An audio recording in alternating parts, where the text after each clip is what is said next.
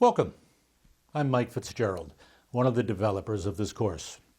At the outset, I'd like to thank Professors Robert Robinson and Judith Torak for the indispensable contributions they've made to the structure and content of this course. Without them, the course wouldn't exist. The good news is that they will often be teaching this course, so you'll have a chance to work with the masters themselves. So, what is critical thinking? Have you ever reflected on the quality of your own thought? Look, everyone thinks it's a huge part of the human condition, but what does it mean to think critically? We all can recognize uncritical thinking. It's thought that is inaccurate or misleading, prejudiced, careless, and often simply ignorant.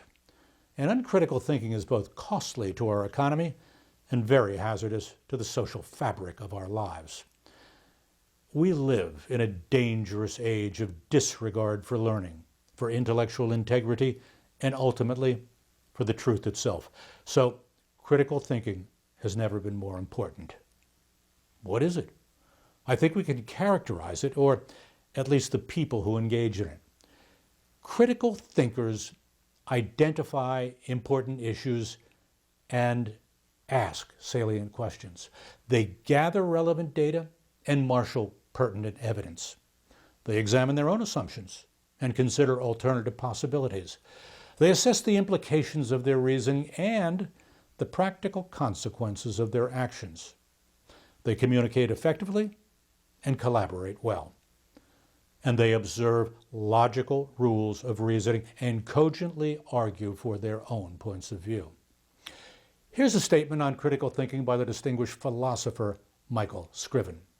Quote, "Critical thinking is the intellectually disciplined process of actively and skillfully conceptualizing, applying, analyzing, synthesizing, and evaluating information gathered from observation, experience, reflection, reasoning, or communication as a guide to belief and action.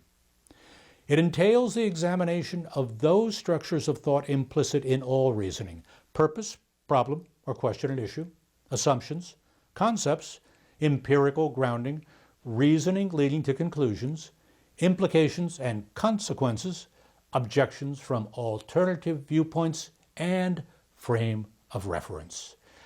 Critical thinking is incorporated in a family of interwoven modes of thinking, including scientific thinking, mathematical thinking, historical thinking, anthropological thinking, economic thinking, moral thinking, and, yes, philosophical thinking.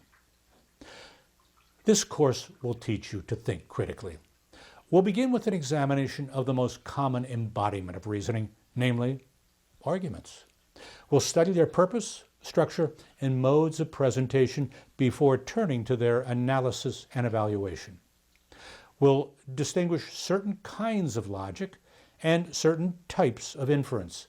Then we'll inventory some of the many ways an argument can go wrong. These are called fallacies, and they are both fascinating and fun. Finally, we'll investigate a formalized system of reasoning known as propositional logic, and we'll demonstrate its practical application. Along the way, you'll be reading our free text, watching the video lectures that accompany each unit, participating in our discussion board, taking a few quizzes and tests, and completing a capstone project that demonstrates your development as a critical thinker. That's it. On behalf of my philosophy colleagues, best wishes for success.